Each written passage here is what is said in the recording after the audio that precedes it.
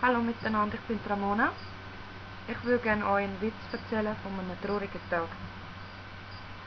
Also ein Mann sitzt in der Kneipe, vor sich ein Bier. Da kommt so ein grosser, starker Mann rein und schlägt dem Kleinen einen auf die Schulter und trinkt sein Bier aus.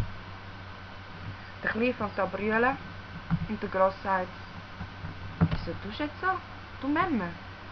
Wegen einem Bier brüllen?» Da sagt der Kleine: «Ja, wenn du wüsstest, wie mein Tag war heute.»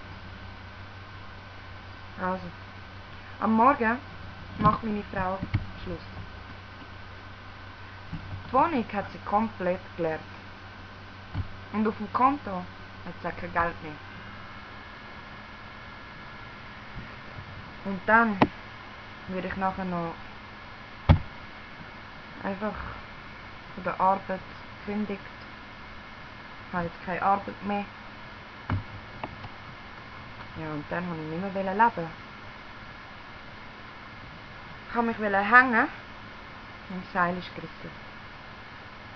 Ich wollte mich verschiessen und die scheiß Knarre hat einfach geklemmt.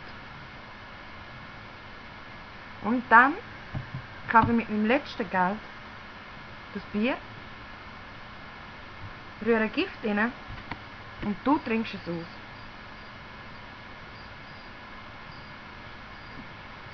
Also, ich hoffe, es war lustig. Bis nächstes Mal. Ciao, ciao.